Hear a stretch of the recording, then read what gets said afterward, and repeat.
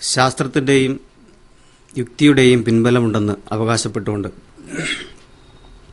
ഇസ്ലാമിസ്റ്റുകൾ നടത്തുന്ന പ്രചരണത്തിന്റെ എതിരായിട്ടുള്ള അല്ലെങ്കിൽ അതിനെ ഖണ്ഡിച്ചുകൊണ്ടുള്ള ഒരു പ്രഭാഷണമാണ് അടുത്തായി അവതരിപ്പിക്കപ്പെടുന്നത്. ഇത്തരമൊരു പ്രഭാഷണത്തിന്റെ ആവശ്യകത തന്നെ വന്നത് യുക്തിവാദികളെയും കമ്മ്യൂണിസ്റ്റുകളെയും കളിയാക്കിക്കൊണ്ട് കേരളത്തിലുടനീളം പ്രഭാഷണം നടത്തുന്ന ശ്രീ എം അക്ബർ എന്ന് പറയുന്ന മുജാഹിദ് പ്രസ്ഥാനത്തിന്റെ ഇസ്ലാമിക ലോകത്ത് അംഗീകരിക്കപ്പെട്ട പ്രഭാഷകൻ നടത്തുന്ന ചില വാദഗതികളാണ് ഈ പ്രഭാഷണത്തിന് ഞങ്ങളെ പ്രേരിപ്പിച്ചത്. അദ്ദേഹത്തിന്റെ പ്രഭാഷണത്തിൽ യുക്തിവാദികളെയും കമ്മ്യൂണിസ്റ്റുകളെയും കളിയാക്കുക മാത്രമല്ല, അദ്ദേഹം പ്രഭാഷണത്തിനായി ഞങ്ങൾ അദ്ദേഹത്തെ സമീപിക്കുകയും അതായത് ഒരു സംവാദം എന്ന നിലയിൽ ഒരു സംവാദം എവിടെയെങ്കിലും കേരളത്തിന്റെ എവിടെയെങ്കിലും സംഘടിപ്പിക്കാമെന്ന് അദ്ദേഹത്തോട് ആവശ്യപ്പെടുകയും അദ്ദേഹം അതിന് പറ്റില്ല എന്ന് പറഞ്ഞ് ഒഴിഞ്ഞു മാറുകയും ചെയ്തു. അപ്പോൾ ഞങ്ങൾ ചോദിച്ചപ്പോൾ അദ്ദേഹം പറഞ്ഞൊരു കാരണം എനിക്ക് ഡേറ്റില്ല എന്നുള്ളതാണ്. അപ്പോൾ ഞങ്ങളുടെ പ്രവർത്തകർ അദ്ദേഹത്തോട് പറഞ്ഞു, 4 വർഷത്തിനുള്ളിൽ ഏതെങ്കിലും ഒരു ദിവസം നിങ്ങൾ ഡേറ്റ് തന്നാൽ ഞങ്ങൾ സംവാദത്തിന് തയ്യാറാണെന്ന് പറഞ്ഞപ്പോൾ പ്രകോപനപരമായി പ്രസംഗിക്കുന്നവരോട് ഞങ്ങൾ സംവാദത്തിന് തയ്യാറല്ല എന്ന രീതിയിലുള്ള മറുപടിയാണ് അദ്ദേഹം നൽകിയത്. എങ്കിൽ നമ്മൾക്കൊരു മുറിയിലിരുന്ന് ഈ വിഷയം ചർച്ച ചെയ്തിട്ട് CD-യിലോ ആക്കിയിട്ട് നമുക്ക് ജനങ്ങളെ ബോധ്യപ്പെടുത്താമെന്നുള്ള ഒരു നിർദ്ദേശം മുന്നോട്ട് വെച്ചു. അതിനെയും അദ്ദേഹം നിഷേധിക്കുകയാണ് ഉണ്ടായത്. അതുപോലെ തന്നെ ജമാഅത്ത് ഇസ്ലാമി എന്ന് പറയുന്ന പ്രസ്ഥാനം കേരളത്തിലുടനീളം എല്ലാവിധ പ്രശ്നങ്ങളെയും സമൂഹത്തിൽ നടക്കുന്ന എല്ലാവിധ പ്രശ്നങ്ങളെയും ഏറ്റെടുത്തുകൊണ്ട് ഒരു രാഷ്ട്രീയ പ്രസ്ഥാനത്തിന്റെ രീതിയിൽ കാര്യങ്ങൾ അവതരിപ്പിക്കുന്നു എന്നൊരു തോന്നൽ ഉണ്ടാക്കുന്നുണ്ട്. യഥാർത്ഥത്തിൽ ഇവരുടെ കപടപരമായിട്ടുള്ള ഈ മുഖം എന്താണെന്ന് ജനങ്ങൾ തിരിച്ചറിയുന്നില്ല എന്നുള്ളതാണ് നമ്മുടെ മുന്നിലുള്ള ഏറ്റവും വലിയൊരു പ്രശ്നം. സാധാരണ ഇവർ സംഘടിപ്പിക്കുന്ന ജമാഅത്ത് ഇസ്ലാമി സംഘടിപ്പിക്കുന്ന പരിപാടികളിൽ ഉള്ള ഒരു പ്രത്യേകത എന്ന് പറയുന്നത് അവർ തന്നെ തയ്യാറാക്കുന്ന ചോദ്യങ്ങൾക്ക് അവർ തന്നെ റെഡിമെയ്ഡ് ആയിട്ടുള്ള ചില ഉത്തരങ്ങൾ റെഡിയാക്കി വെച്ചിട്ടുണ്ട്. അപ്പോൾ അത്തരം ഉത്തരങ്ങൾ പറഞ്ഞുകൊണ്ട് ഇസ്ലാമിനെക്കുറിച്ചോ ഖുർആനെക്കുറിച്ചോ ആധികാരികമായി അറിയില്ലാത്ത ജനങ്ങളെ തെറ്റിദ്ധരിപ്പിക്കുന്ന രീതിയിലേക്ക് അല്ലെങ്കിൽ മറ്റൊരു രീതിയിലേക്ക് അവതരിപ്പിക്കുന്നതിലൂടെ ഇസ്ലാമിന് പുതിയൊരു മുഖം നൽകുകയാണ് ഇവർ ചെയ്യുന്നത്. അപ്പോൾ അത്തരം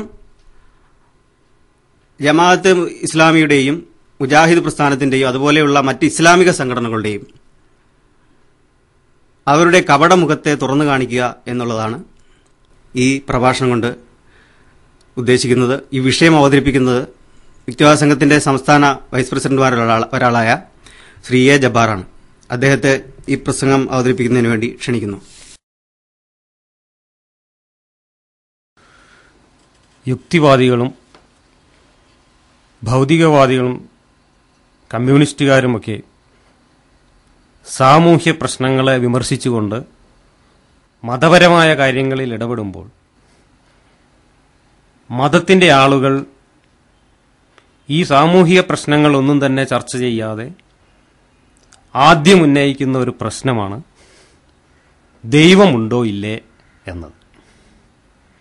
ഇത് സാമൂഹികമായ പ്രശ്നങ്ങളിൽ നിന്ന് മതം നേരിടുന്ന വിമർശനങ്ങളെ ആ വിമർശനങ്ങൾക്ക് കൃത്യമായ മറുപടി നൽകുന്നതിന് പകരം ആളുകളുടെ ശ്രദ്ധ തിരിക്കുന്നതിന് മതത്തിന്റെ ആളുകൾ കണ്ടെത്തുന്ന ഒരു തന്ത്രമാണ് ദൈവത്തിന്റെ പ്രശ്നം എല്ലാ പ്രശ്നങ്ങളെക്കാളും മുന്നിൽ ഉയർത്തിക്കാണിക്കുക എന്നത്. അതുകൊണ്ട് തന്നെ മതവക്താക്കൾ ഉന്നയിക്കുന്ന വാദഗതികൾക്കും വിമർശനങ്ങൾക്കും മറുപടി പറയുമ്പോൾ പലപ്പോഴും ദൈവത്തെക്കുറിച്ചുള്ള ചോദ്യങ്ങൾക്കാണ് യുക്തിവാദികൾ മറുപടി പറയാൻ നിർബന്ധിതരാവാറുള്ളത്. അതുകൊണ്ട് തന്നെ ഈ പ്രഭാഷണത്തിൽ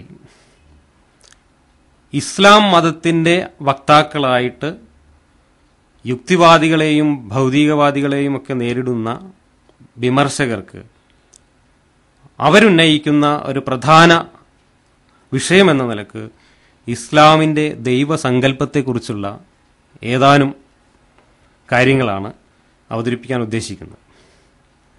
ദൈവം ഉണ്ടോ ഇല്ലേ എന്ന വിഷയം പൗരാണിക കാലം തൊട്ടേ ഒരു തർക്ക വിഷയമാണ്. നമ്മുടെ ഇന്ത്യയുടെ, ഭാരതത്തിന്റെ ദർശനങ്ങൾ പരിശോധിച്ചാൽ ആസ്തിക്യവാദത്തിനും നാസ്തികവാദത്തിനും ഒരേപോലെ പ്രാധാന്യം വളരെ പണ്ടുള്ളവർ തന്നെ കൽപ്പിച്ചതായി കാണാൻ കഴിയും. ഇന്ത്യൻ ദർശനങ്ങളിൽ ആസ്തിക്യവാദം പോലെ തന്നെ നാസ്തികവാദവും പ്രധാനമാണ് എന്ന് ചുരുക്കം. യുക്തിവാദികളുടെ താത്വിക ആചാര്യന്മാരായി ലോകത്തറിയപ്പെടുന്ന റോബർട്ട് ഇംഗർസോൾ, ബർട്രാൻഡ് റസ്സൽ തുടങ്ങിയിട്ടുള്ള തത്വചിന്തകരെല്ലാം തന്നെ ദൈവത്തിന്റെ വിഷയത്തെ യുക്തിപരമായി കൈകാര്യം ചെയ്തിട്ടുണ്ട്. അതിന്റെ ഒന്നും വിശദാംശങ്ങളിലേക്ക് ഈ അവസരത്തിൽ കടക്കാൻ ഉദ്ദേശിക്കുന്നില്ല. ദൈവം ഉണ്ട് എന്ന് സമർത്ഥിക്കുന്നതിന് ഏതാണ്ട് എല്ലാ മതക്കാരും ഒരേ തരത്തിലുള്ള യുക്തികളാണ് അവതരിപ്പിക്കാറുള്ളത്.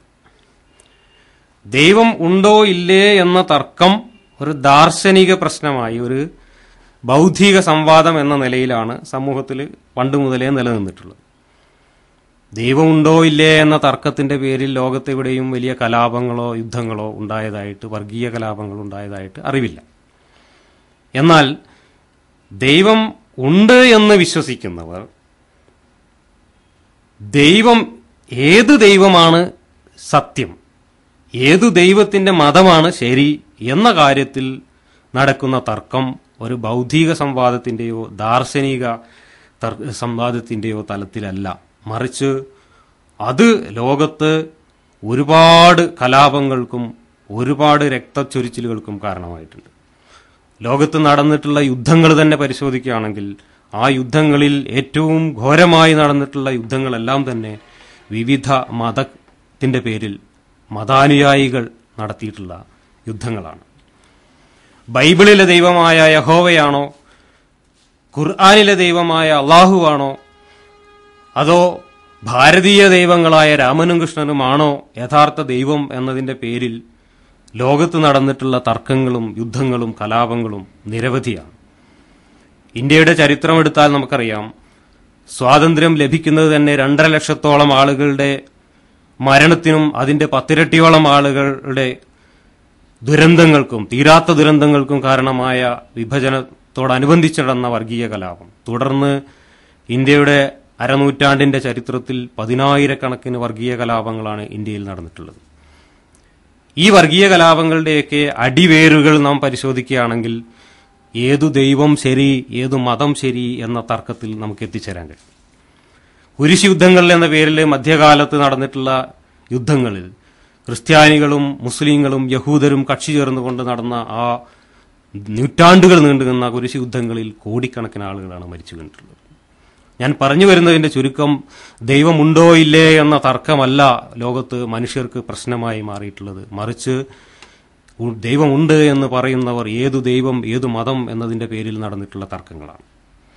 അതുകൊണ്ട് തന്നെ ഒരു സാമൂഹ്യ പുരോഗതി ലക്ഷ്യം വെച്ച് പ്രവർത്തിക്കുന്ന ആളുകൾക്ക് ദൈവത്തെ സംബന്ധിച്ചുള്ള തർക്കത്തിൽ വർഗീയത ഒരു പ്രധാന പ്രശ്നമാണ് എന്നതുകൊണ്ട് തന്നെ ഈ പ്രശ്നം മറ്റൊരു രീതിയിൽ ചർച്ച ചെയ്യേണ്ടതായിട്ടുണ്ട്. കാരണം മനുഷ്യന്റെ സമാധാനത്തിനും സന്തോഷകരമായ ജീവിതത്തിനും ഇത്തരത്തിലുള്ള ദൈവങ്ങൾ തടസ്സമാകുന്നു എന്നതുകൊണ്ട് തന്നെയാണ് യുക്തിവാദികൾ ദൈവത്തിന്റെ പ്രശ്നത്തെ വിമർശനാത്മകമായി കാണുന്നത്. ദൈവം ഉണ്ടായിപ്പോയി എന്നതുകൊണ്ടോ അല്ലെങ്കിൽ ദൈവം ഉണ്ടായേക്കാം എന്നതുകൊണ്ടോ അങ്ങനെ ഉണ്ടാവുന്നത് കൊണ്ടോ എന്തെങ്കിലും കുഴപ്പമുണ്ട് എന്ന് നാം കരുതുന്നില്ല. പക്ഷേ ദൈവത്തിന്റെ പേരിൽ മനുഷ്യന്റെ സമാധാന ജീവിതം തകർക്കപ്പെടുമ്പോൾ ആ ദൈവത്തെ പരിശോധിക്കാതെ നിവൃത്തിയില്ല. ഇസ്ലാം മതത്തിന്റെ വക്താക്കൾ ദൈവമായി അവതരിപ്പിക്കുന്നത് ഖുർആൻ അവതരിപ്പിച്ചു എന്നവർ അവകാശപ്പെടുന്ന അള്ളാഹു എന്ന ദൈവത്തെ. ഖുർആന്റെ ഭാഷ്യമനുസരിച്ച്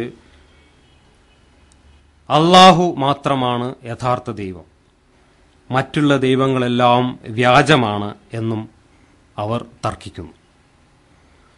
മതസംഘടനകളിലേക്ക് വന്നാൽ, ഇസ്ലാമിനകത്തു തന്നെയുള്ള മതസംഘടനകളിലേക്ക് കടന്നാലാണെങ്കിൽ അള്ളാഹുവിന്റെ തന്നെ സ്വഭാവ സവിശേഷതകളെക്കുറിച്ച് അവർ തർക്കത്തിലേർപ്പെടും. അള്ളാഹുവിനെ എങ്ങനെയാണ് ആരാധിക്കേണ്ടത് എന്നതിന്റെ പേരിൽ സുന്നികളും മുജാഹിദുകളും ജമാഅത്തുകളും അങ്ങനെ നിരവധി സംഘടനകൾ ചേരി